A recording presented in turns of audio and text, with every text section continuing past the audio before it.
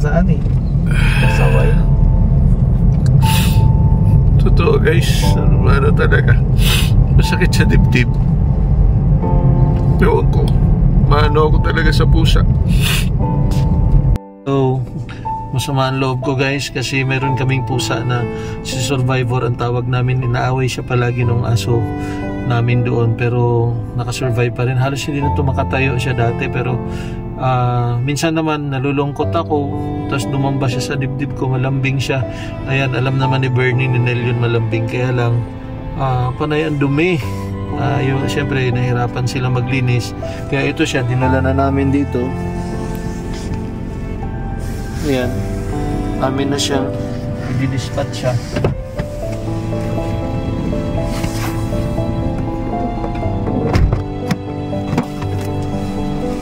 Ting ting. Lumabas. Bakit sa liig sa ato?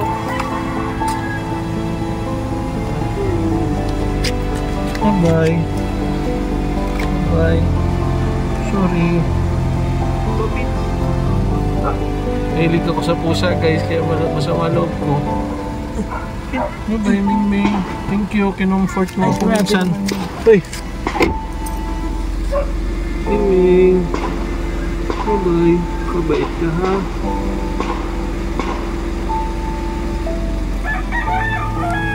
Sige.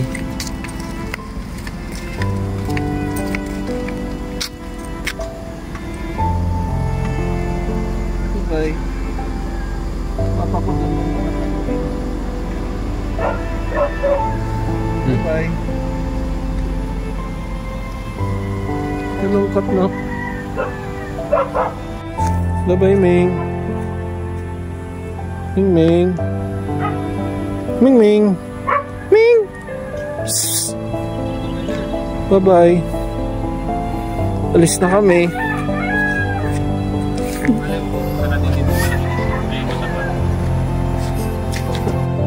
Sorry. Ping.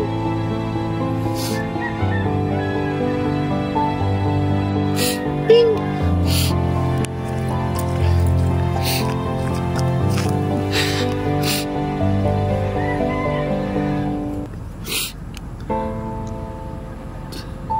Kakalungkot. Sorry.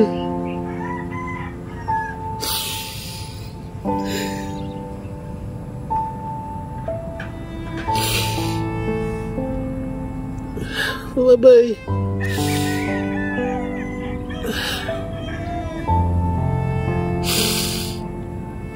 Pinag-pray ko siya guys, nabantayan siya. Bye-bye.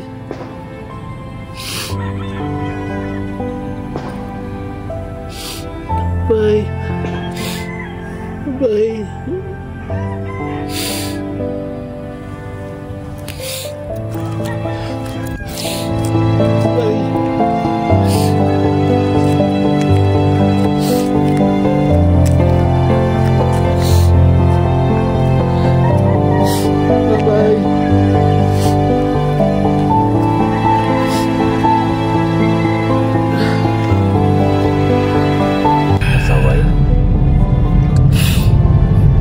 Guys, ano talaga, masakit sa dibdib. Ewan ko, maano ako talaga sa pusa.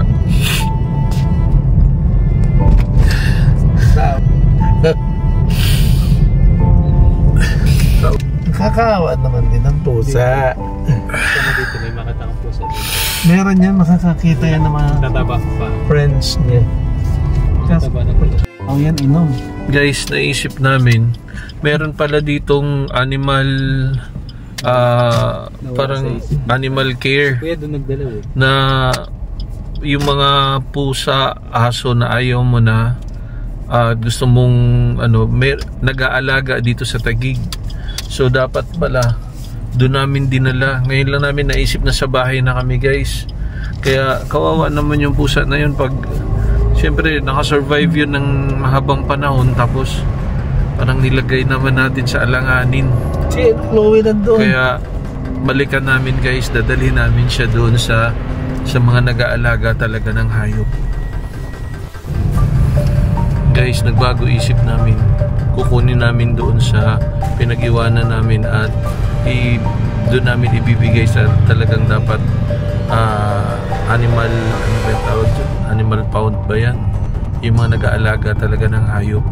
Kaya kukunin na namin siya doon at papunta na kami doon guys.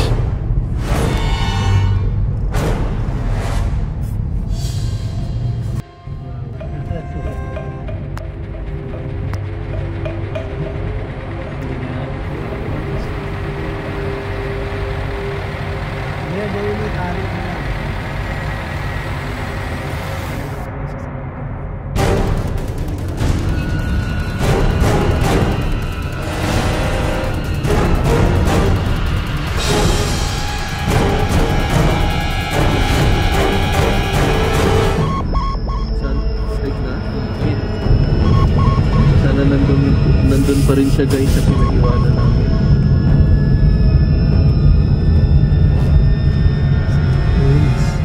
Tingin tayo sa meron. Ayan siya! Saan? Ayun o! Diyan pa siya. Sa ilalim. Tawagin mo. Tining!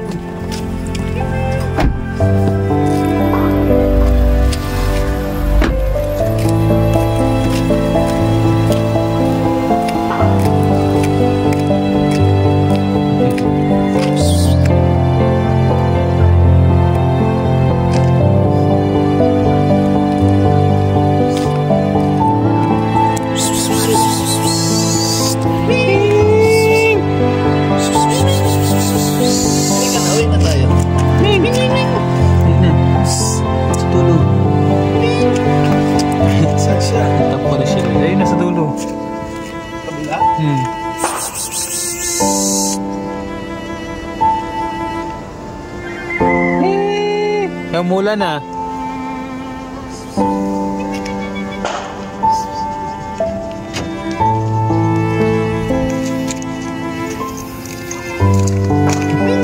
Umulan na. Ito na, dadalhin na namin siya ulit. Parang nagbago na isip ko. Ayoko na siyang iwan guys.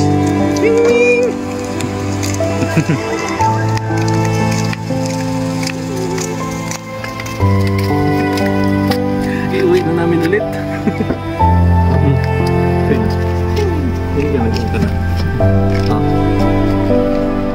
Yan ulit siya.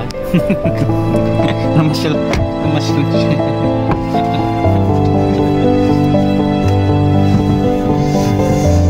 Ayan, nandiyan ulit sa ilalim yung pusa.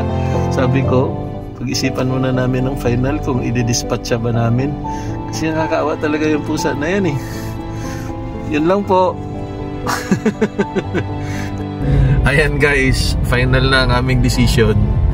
Balak sana namin kunin yung pusa tapos ilagay doon sa animal pound ba yun? Animal care. Kaya lang, anong decision mo, Birds? Tatalin lang. Para di mag... Kasi saan dumudumi. Okay lang sana kung isang lugar eh. Kaso kalat-kalat. Tutulong na lang ako sa pagdakot ng dumi. Ayan, so Nel, nakakatawa ang kwento ng pusa. Ayan, yun lang guys. Hindi siya umalis ng mga 30 minutes yata kaming wala. Pumunta siya sa ilalim na may dumating na wala kanina yung sasakyan doon eh. Kanina yung sasakyan na yun wala. Siguro akala niya. Baka akala niya yun pa rin yung sasakyan namin. Nandun pa rin siya guys. Kaya nakakatuwa talaga. Ano mo siya dyan? Pagbalik namin ay nandun pa rin siya. Ayan. So si Survivor ay kasama ulit namin. Ayan. Focus mo, Nel. Ayan na siya. Ayan siya. Nakahiga.